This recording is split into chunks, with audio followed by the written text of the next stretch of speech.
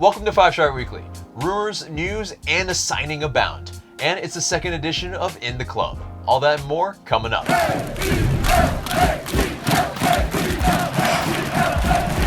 Welcome to the show, 5 Star Fam. I'm AJ, and this is Tanner and Marc. Before we get into it, become a member of the notification squad by hitting the bell next to the subscribe button on YouTube. This segment is sponsored by Thinking Man Tavern, a cozy Decatur neighborhood pub. Grab a tasty beverage from a wide variety of selections and a plate of something delicious from the menu. To go, check out Thinking Man Tavern. Follow our Twitch for new streams and surprises on Tuesdays and Thursdays starting at 9 p.m. on twitch.tv/Atl Utd Fan TV. So let's get into the player signing, guys. And so Jurgen Damm, previously of Tigres in Liga MX, has officially signed for Atlanta United. Now, there were rumors pretty recently and also for the past, I think, like half year as well, maybe 8 months as well, where, Damm was linked to us. It wasn't very believable, but all of a sudden, Darren Eales tweets, and it was pretty obvious at that point when it said that, Rhett may not, but we do, and it was obviously give a damn. And it was a reference from Gone with the Wind. And interesting to pick Gone with the Wind right about now, huh? Yeah, just a little bit. And so especially in this kind of landscape, social landscape, political landscape. Yeah, so, Felipe Cardenas of The Athletic noted that maybe it could have been a little bit insensitive.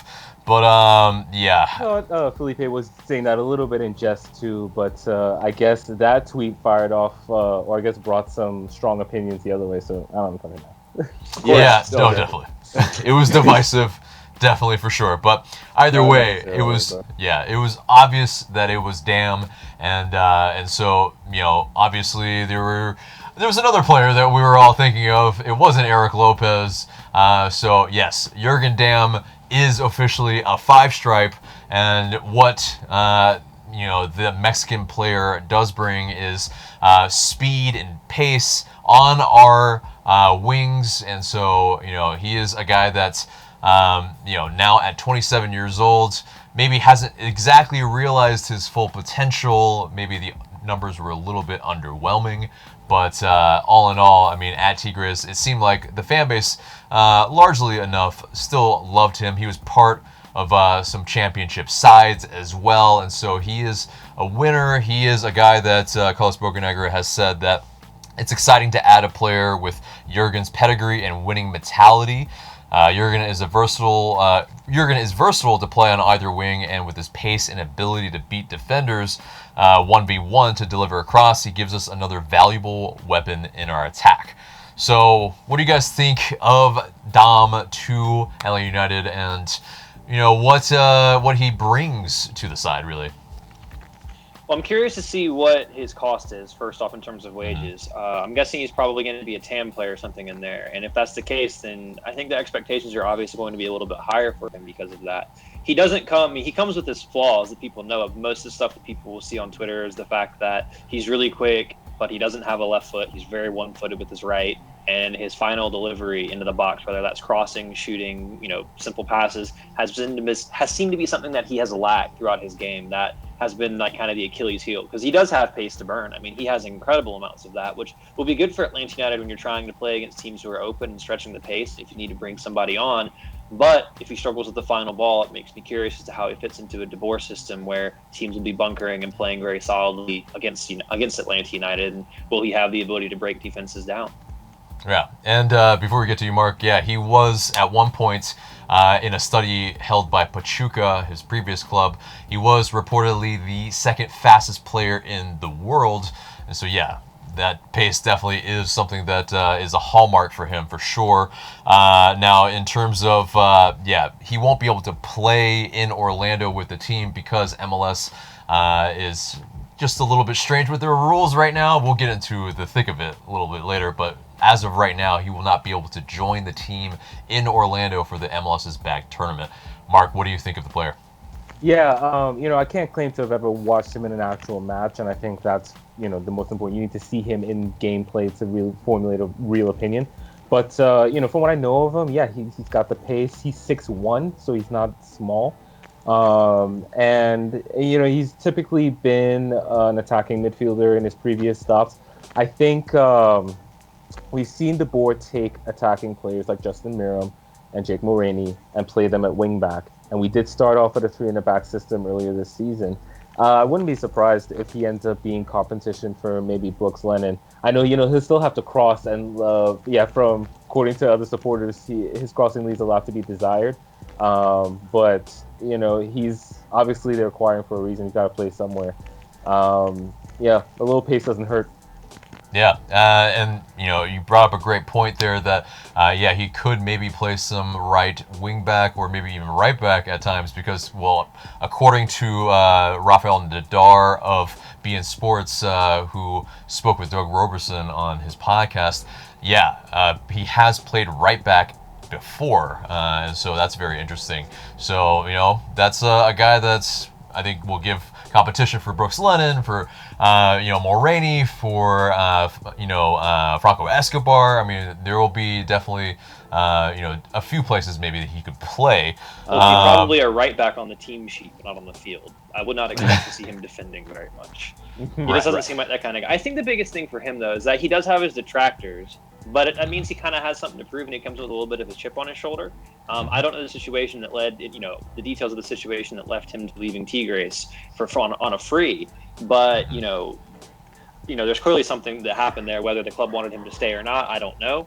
But I think that coming here on a free, clearly he's interested in Atlanta, I think, and it's an interesting project, and I think there's upside. I think that saying he's going to be a bad player off the bat is kind of silly. I think he's played at a level that's higher than a lot of the players in the squad, so I think it's probably an upgrade over some of the depth that you already had in the squad. And, you needed to add, in my opinion, especially doing the FIFA series, Atlanta needs depth on the attacking side. There's not a lot there, and as we see with Josef going out right now. So we got on to Erik Lopez in a second, but still, at the end of the day, he is a depth. He adds depth to a lot of different positions, and he gives a team lots of pace. And sometimes in a league like MLS, maybe you just need pace, and that can be, what we need. Right. I will say too. Sorry, just real quick. Yeah. Because he's played for Mexico's I think U21, but he's come through the youth levels in Mexico, and he's playing the biggest clubs in Mexico. I think he does seem to come with a little bit of international notoriety, and that can't hurt either. And like to Tanner's point, like at least the players he's played with and played against have been at a high level. Very true. Yeah, I mean, definitely, if you train with very high-level players, and play with them, I think the level definitely, absolutely should rise.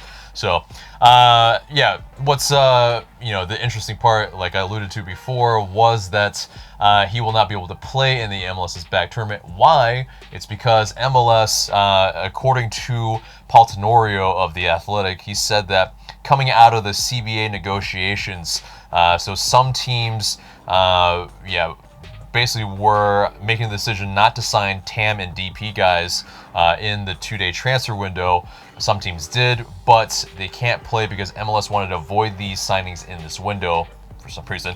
And then coming out of those CBA negotiations and pay cuts for players, it sounds like there was a concern about teams signing big money players in the initial window. So these players will be eligible to play after the tourney, but non-TAM guys who are signed will be eligible to play. And so it seems like a little bit of penny pitching, maybe a little bit by the league, which makes sense in this landscape of the pandemic and the kind of loss of revenue and loss of wages and whatnot. But it seems like they've kind of prioritized not having big money signings because of money, right, guys? Yeah, I don't know if this is COVID influenced as well. I don't know if there's a case of some teams just not being able to do what other teams can, but I don't know. This is just another situation where there's not a whole lot of transparency from MLS other than this decision has been taken and that's it. Even people who cover the league are just kind of we don't exactly know why this is the case either. So, yeah, I guess we have to assume it's penny pinching of some sort. I don't know. I think it's bold to be optimistic about playing games this season in home markets, to be perfectly honest with you, because right now, it's not looking great, but Mm-hmm. And we'll get to the COVID situation in Florida as well, for sure. But yeah, Tanner. I mean, I just think it's another situation, and I'll continue bashing this. I just think MLS makes very stupid decisions with no transparency and doesn't seem to have a plan with most of the things that they do. And I don't understand this. I don't understand a league being able, and obviously there's been issues in other leagues, see baseball, but I don't understand a league crying poverty when you just took $350 million in expansion fees for Charlotte to join the league. And when you are taking all these things and like, oh, but we can't sign players and they can't play if they make $500,000. Like, they're already taking a pay cut. If the clubs can afford them, the clubs can afford them. It's not – the league needs to stop this whole bullshit about, oh, well, these clubs and these owners can't pay. Yes, they can. Kroenke has the money at Colorado. These guys have to have money to be in this league. If you don't, get the hell out. It's not our problem to be as moving as slow as the poorest club. Like, if United and Inter Miami and all these people can sign players, let them play. You want your product on the field to be as good as possible, right? That's what gets people to watch. That's what makes people's fans, is when the product is good. But you're going to be like, oh, we don't want... Nah, I'm like, it's just another example of MLS pissing me off with dumb ideas and no transparency. Yeah, no, that's a great point that, I mean, it does make the product better, and so it's a little bit inexplicable to not allow your teams, when you have a transfer window right before the tournament. If the transfer window is open, but you can't play the players you're signing, then it's not a transfer window, is it, MLS? Yeah, it's very perplexing. I think maybe more will come out and they'll give a reason, which will we accept it? Yeah. Which Tanner says under his breath, it'll probably be trash. We'll find out. But in that kind of regard as well, the likes of an LGP who was rumored to be signing with Inter Miami finally signed, and then he is a TAM player and will not be able to play for Inter Miami, and so until August when the regular season returns. So it's one of those things where we're not the only ones affected as well, but it's obviously pretty agitating in a sense. But going and continuing on with Jurgen Damm, he's pretty actually prolific across social media and also on TikTok, as we saw on his intro video that he did of himself for himself, where he did the little blanket trick with the dogs.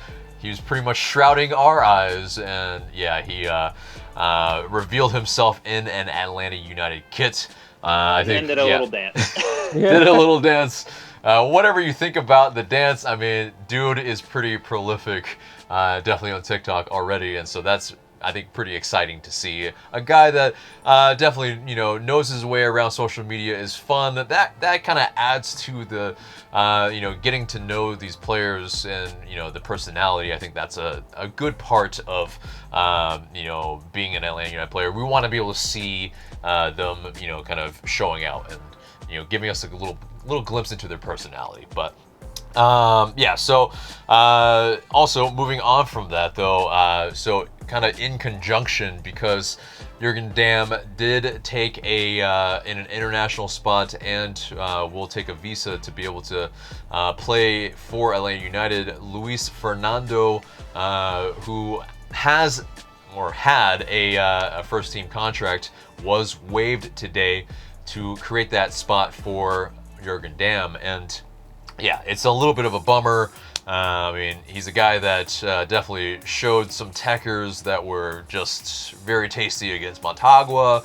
It was, a guy that's, I think, shows a good bit of promise, is pretty young at 23, and now I don't think he's going to probably maybe get signed by Atlanta Utd or anything like that. He's going to pretty much, because he had a first team contract, just has to move on. And I think maybe he might be, it's good that he got waived in this time. He might be able to be signed by another club in the kind of run up to the tournament. But does this leave us a little bit short in terms of wingers, in terms of just options? Now we're down a player, and then we're down a guy that we just signed and we can't play. So we actually are really kind of a little bit shorter in depth. What do you guys think? Yeah, we are. I mean, because Fernando did kind of break into the first team as well. He had an appearance, like you said, versus Motagua. And it looks like this season, had it been played normally, he may have gotten some looks here or there. So you lose that player, and then you can't play. That's really, I think, the more, you know, the trickier part of this for Atlanta United or whatever. You know, it's just that Damm can't contribute to the tournament. So it is what it is, though. I mean, like, how much? I know the 3 games count towards the regular season, but how much importance are we as fans really putting on this tournament? I personally can't say I'm doing that too much, you know. So, yeah, you know, at least the guys who are there will be able to play and get their legs under them a bit. Yeah. I mean, was he really going to play a huge part for you, Tanner, in the proceedings? So. No, I don't think so. I mean, I think, yeah, he's decent, but at the end of the day, if you look, who do you think will play more and contribute more, Jurgen Damm or Luis Fernando? And I think, you know, the answer for that is pretty clear for me. But, you know, yeah, you're right. It does leave Atlanta United short on depth for the tournament. But again, it's just another stupid reason why I think this tournament is a complete shambles, and we'll get into more reasons about that later in the pod. But yeah, it's frustrating. But honestly, I really don't care what happens at this tournament. I'm being perfectly honest with you. All right. So, moving on from that, over the past weekend, there was a rumor for another player that, funny enough, didn't really come to fruition before Jurgen Damm. And so, yeah, that player was Erik Lopez of Paraguayan side Olimpia.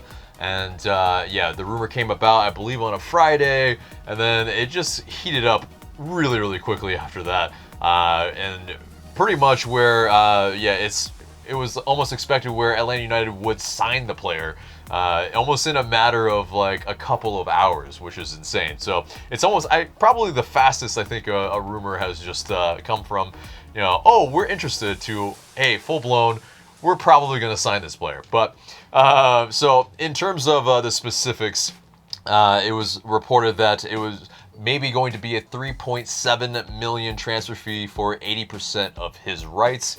So a 20% sell-on fee if we ever sell Lopez. And there could be up to $5 million in terms of that, if it reached that with add-ons. But according to the sources down there as well in Mexico, there was some smoke from a Liga MX club in FC Juarez, who apparently offered more in cash payment for him.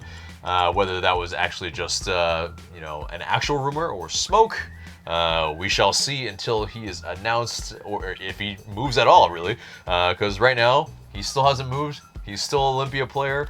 We'll find out, but according to the legal advisor of Olympia, he said that Erik Lopez is advanced, that deal anyway. There are document exchanges, but it's not closed yet. That's also in terms of reports out there, the director of Olympia, Miguel Brunote, he said only bureaucratic details are missing for the transfer of Erik Lopez to MLS. And he said that MLS is a tremendous shop window for an 18-year-old boy. So that also checks out. But also Tata Martino was asked, because he's been chatting with the media recently, and he gave his thoughts on the potential Erik Lopez deal. He said, quote, "It is the perfect place to establish yourself. Miguel Almiron showed that he can go to MLS, and he showed that he can be transferred out properly. It's a good jump for a young player." I mean, Tata Martino knows a thing about Paraguay and, MLS and United. I mean, Miguel Almiron, he's a guy that I think speaks with a lot of experience. And, if he says something like that, you think he might know something that maybe the general public doesn't know. But, in terms of the player. So the player, he's a guy who can play wide forward and center forward. He's, looks like a guy who can get in behind really well and finish off moves, which is something we're probably really sorely missing with the injury to Josef Martinez.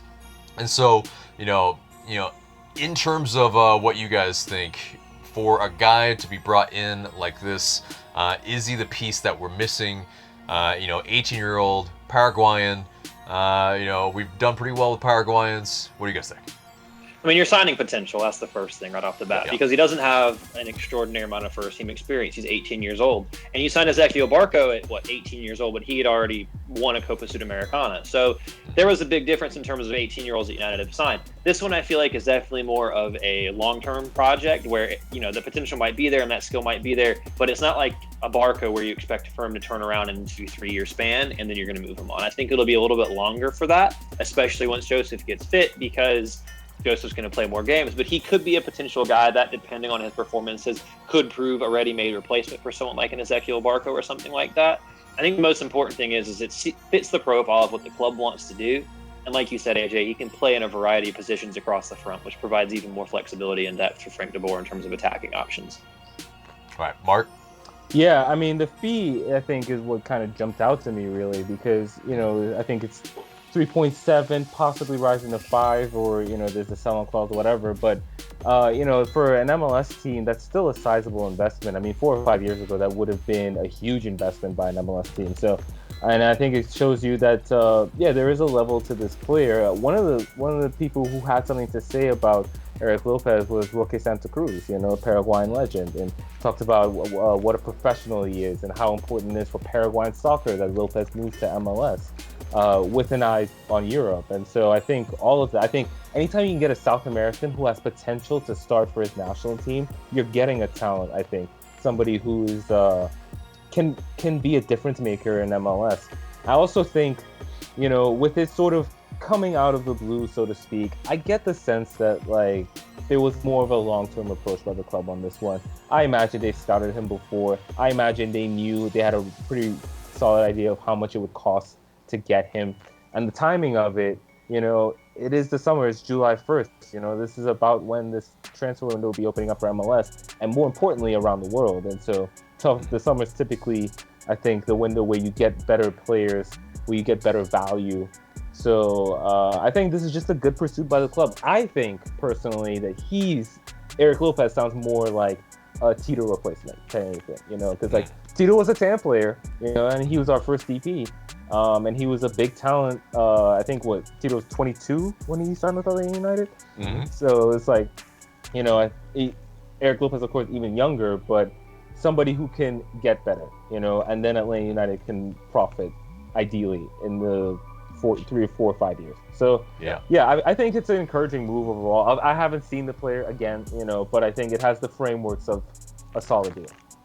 Right. I mean, it's always difficult to kind of prognosticate these kind of South American players who are very young and haven't played a whole bunch. I mean, many people haven't seen these type of players play a whole bunch, either on video or face-to-face, any of that. But I will say this, not to cut you off real quick, AJ. I will say this just to say it. I feel more comfortable, even though I know that sounds crazy, even though I haven't seen this player, with the fee associated and things that have been said about him, I feel more comfortable about an Erik Lopez coming in and having to lead our line than like an Adam John or a JJ Williams. And I know that sounds kind of harsh, but it is the reality of the situation. Adam John was a $100,000 signing from USL.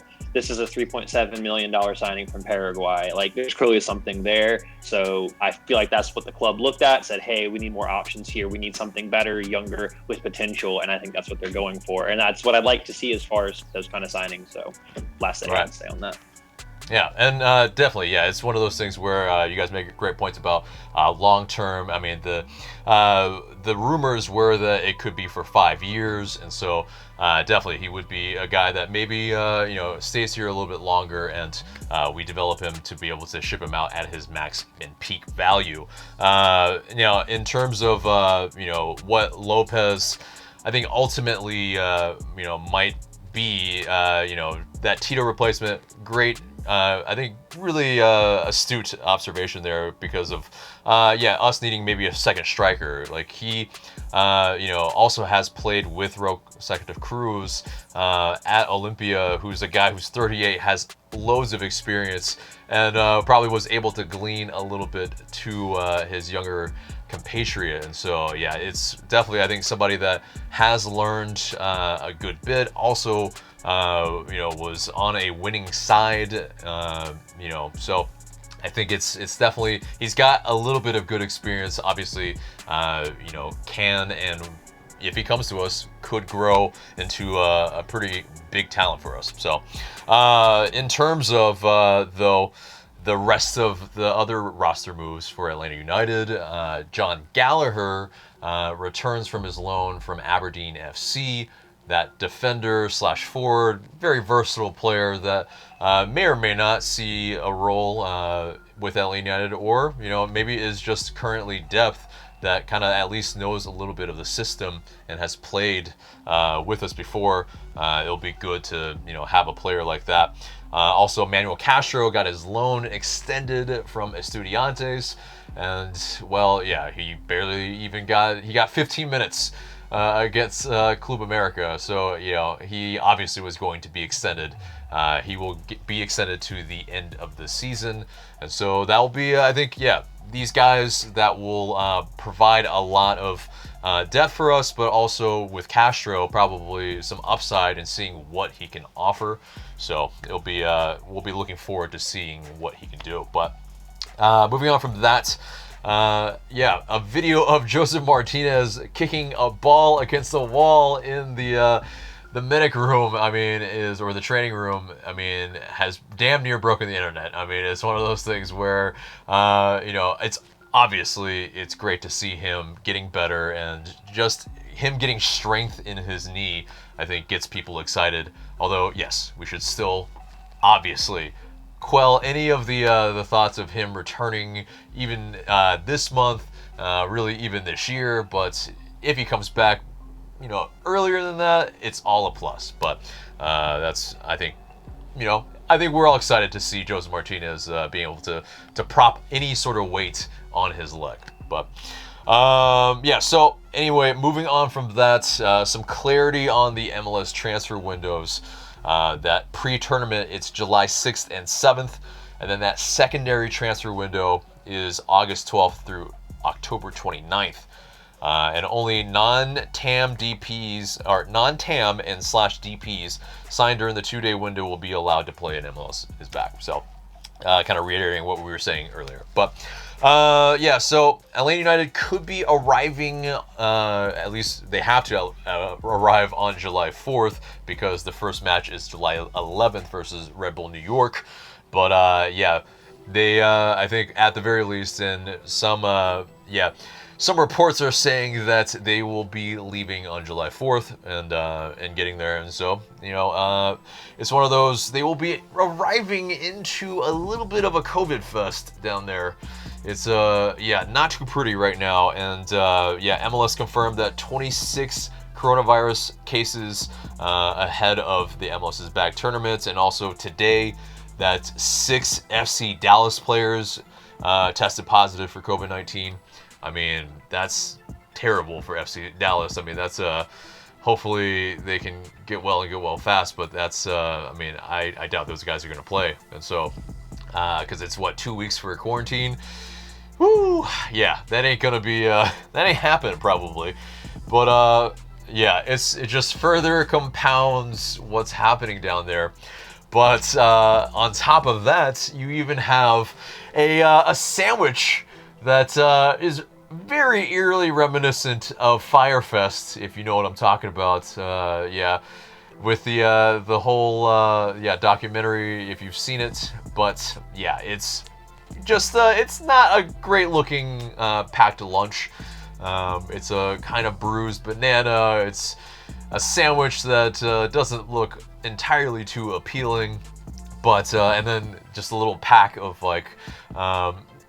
the best part might be the potatoes that are in the little box, but either way, apparently it was only for the people that were quarantined for the first 12 hours, so it's not going to be every single meal. But the other photo that Omar Gonzalez posted on his Twitter showed how much at least the players were initially paying, and of course I think they'll be reimbursed by the team and maybe by MLS. It looks like Disney is gouging everyone that's going down there. Shocker! Who knew? Yeah. Who knew that this tournament was going to be a fire fest of a tournament? It is going to be, Because the thing that people keep talking about is, oh, well, there were positive tests before the Bundesliga came back, or the Premier League came back. But if you look at their overall case numbers in terms of how they have controlled the virus, look at their numbers now. Their numbers are almost non-existent compared to what the United States is dealing with. And Florida is one of the leading states with cases in the entire United States. You're quarantining all these players in a place where COVID is already high, not like it's not there anymore.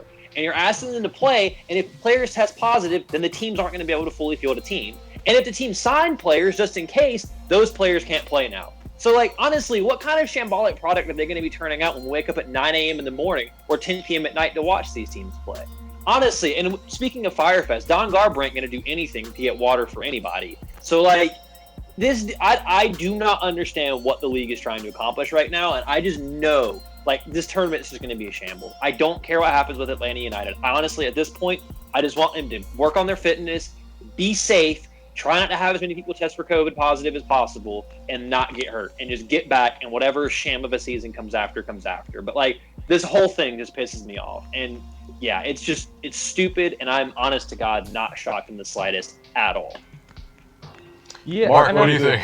No, I mean, the thing that scares me the most is the 6 positive tests for FC Dallas. I mean, it's a quarter of their squad. Yeah, we already had the issue with the Orlando Pride having to drop out of their particular tournament because of the outbreak in their squad. And I just feel like that could easily happen. I mean, at the end of the day, you're talking about 26 squads in one, sort of bubble. Obviously, everybody, everyone will be separated and so on. But I just think you're depending on a lot of personal responsibility and discipline. And I don't know. I'm not too convinced. You know what I mean? And just, yeah, I just feel like I just want to see what happens when there's an outbreak. If there's an outbreak, I really hope there isn't. Win. No. Yeah, hopefully there's not. But yeah, they are. And there was a report on by MLS Gabor on Twitter, I believe, that what the MLS bubble looks like, the resort. There's lots of games for them to play, and all there's pool. Pool travel league tournament for teenagers, not for professional athletes. Yeah, and it's one of those things where 26, and then you multiply that by how many members there are of each team, and plus staff and everything else. I mean, that's 50 some odd people times 26. I mean. Yeah, there's going to be a little bit of mingling going on probably as well. It definitely causes some concern for sure. So, we'll hope for the best for everyone involved and for their health as well, obviously. But it's not looking too hot right off the bat anyway. So, moving on from that, apparently to a report that MLS jerseys or kits will have additional advertising on them during the MLS's back tournament. It will be on a sleeve, and so teams are already permitted to sell ads on the right sleeve. So, why not the other sleeve for the lost revenue that, they probably won't be able to get because, you won't be able to have the billboards and the on the sidelines and everything, and just the kind of eyeballs that they would normally want to have. So, I mean, do you guys feel like, really quick, is that an impediment? Do you guys care? What do you think? I don't care. I mean, the clubs need to make money somehow. I mean, you were going to see it eventually anyway. I think I just don't want them to look like these jerseys. No offense. I just don't want 37 different sponsors over it, but a couple of sleeve patches aren't going to hurt me. Marc? Yeah, I mean, however you can generate revenue, right? I mean, Europe has already started putting sponsors on their sleeves, so I think it was only a matter of time before MLS followed suit. Yeah. So moving on from that to Atlanta United 2, they have finally signed Patrick Nielsen, the center back that was drafted in the 2020 MLS Super Draft, and he's a guy who's been in limbo pretty much because of the pandemic and a little bit right before where we're playing in Champions League and whatnot. He's a guy that finally gets his contract because, Atlanta United 2 are set to play on July 11th as well, and their group draw, or not really a draw, they just put them all together with the kind of regional rivals, so to say, with Charleston Battery, with Miami FC, with Tampa Bay Rowdies. Our old friend Romario Williams will be a guy that's has pretty much played for 3 of these clubs already, so he's a guy that will be very familiar with all the clubs involved. Atlanta United 2 also playing. That's, I think, great experience for the Atlanta 2 guys.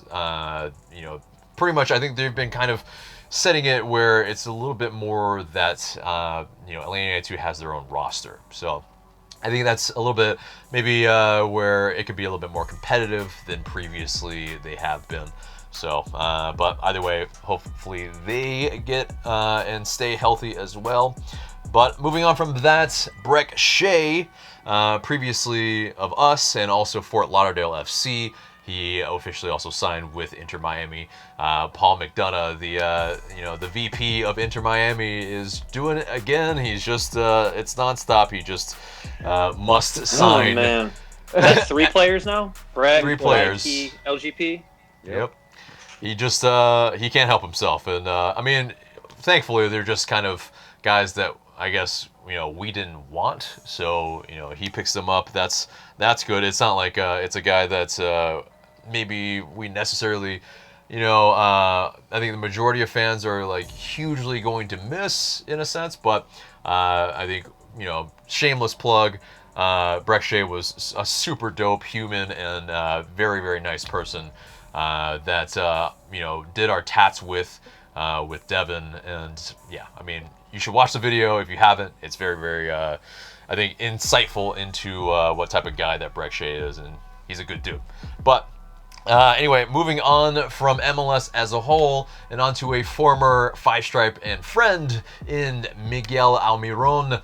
He just can't stop scoring. I mean, he, I think some would say, maybe scored his best goal in a Newcastle shirt with a right-footed finish. A little bit of a chip, and I mean, he's leading Newcastle in goals right now.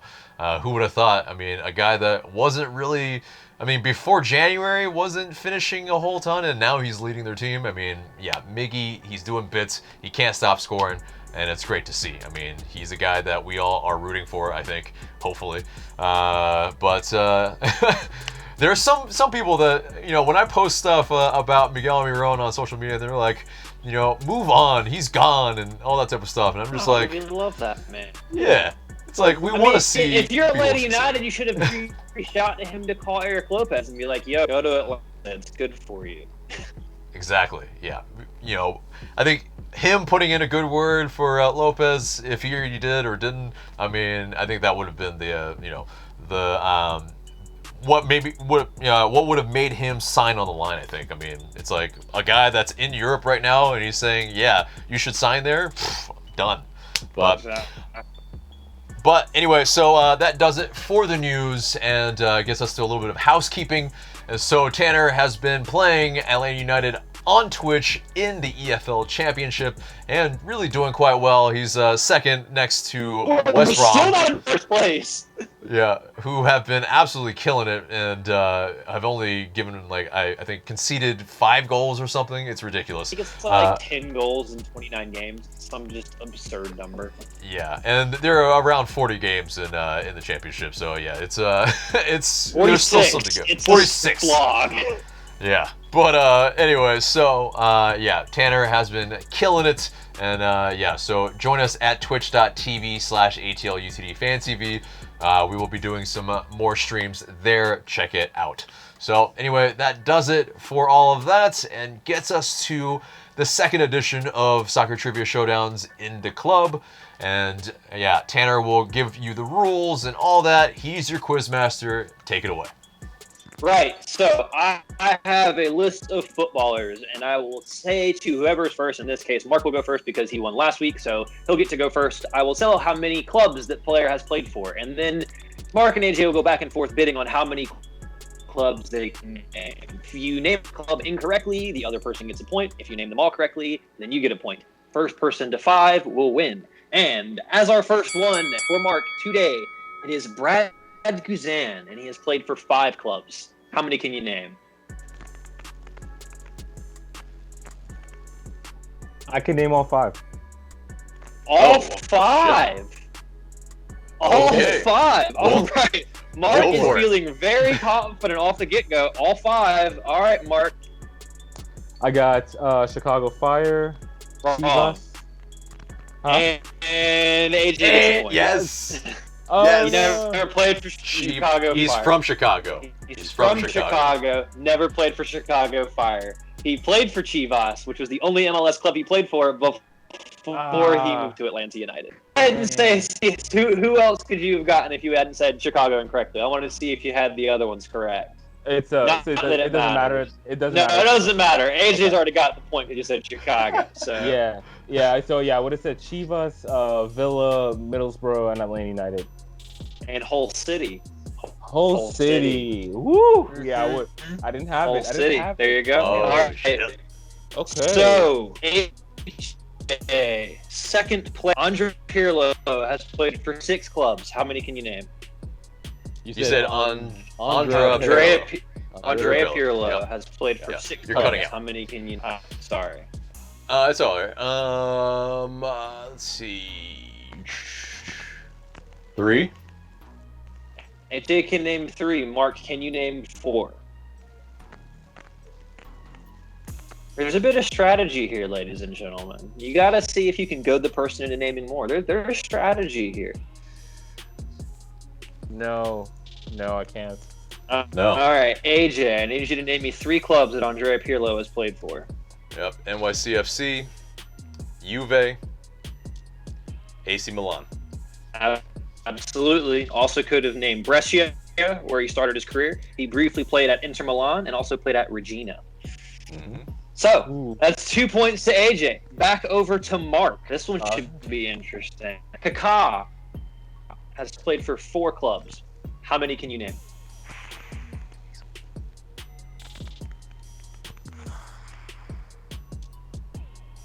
I can name 3.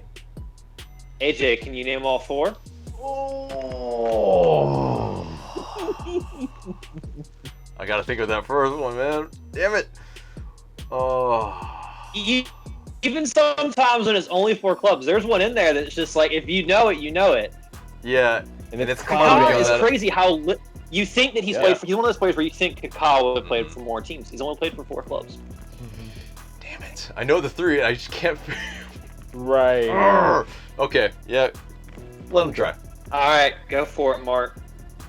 AC Milan, Real Madrid, Orlando City. Yeah. Now, Bing, bing, and bing. was that 4th club? Was it Sao Paulo? It was. No, Damn it. man. Oh. It was Sao Paulo. I almost had the balls, but Yeah. Yep. All right, so that's 2-1 for AJ. All right, next player. This is going to be great because AJ loves this player. Like, he is one of AJ's favorite players in the whole wide world. It's Nani. Oh, what? AKA not my favorite player in the whole world. Fuck this player.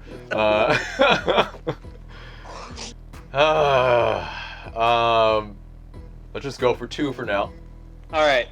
AJ can name 2. Mark, can you name 3 clubs that Nani has played for? Come on, you guys have to know at least 3.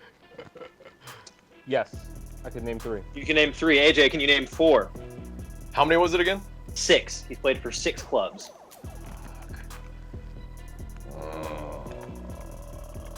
Go for it, Mark. 3, right? Go for it. 3. Oh crap. Okay. Orlando City, Huh? Man United, Huh? Benfica. No, it is not Benfica. It is Sporting Lisbon, the other club in the city. He started his career at Sporting, went back on loan. He also played at Fenerbahce, Valencia, and Lazio. Fenerbahce was the other one I was trying to remember. 'Cause I know he went. Oh man. Yep. So another one for AJ via the own goal route. Oh, Now, this will be an interesting character. I wanted to get to him last week, but he has played in quite a few places. But how many can you guys name? That would be the hero of the United States for many people. Not true at all. I'm lying. Josie Altidore has played for 8 clubs. AJ, how many can you name? Oh, no, it's Marc. Oh, is it Marc? Is it Marc again? Yes. Oh, Yeah. Marc. Josie Altidore, how many clubs can you name? Okay, let's see. Played for 8.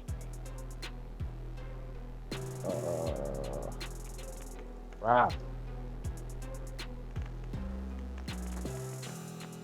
I knew 5 before I looked it up, for what it's worth.